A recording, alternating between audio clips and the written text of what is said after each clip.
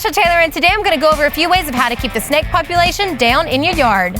First, get rid of that extra wood. If you have stacks of wood just waiting for a project to be built from, or even firewood, find a different place for it to live. Snakes love piles of wood, and by having them, you are basically inviting them into your yard.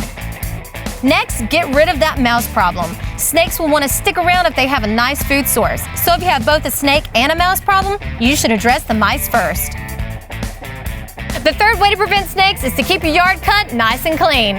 Or you can just have someone else do it for you. Good job! Think about this. You're doing great. Keep it up. Seriously though, high grass is just another way to invite those slithering creatures into your yard. I quit. Luke, no! Now if you do all this and you still have issues, it's time to grab some commercial snake deterrent. Or just some mothballs. Put them around your property line or around the highest areas of traffic. It'll help deter them to another place and keep your yard snake-free. So what other ways of preventing snakes in your yard do you know of? Let us know in the comments below, and then make sure you subscribe to Rated Red's YouTube channel. From the cabin, I'm Ashla Taylor.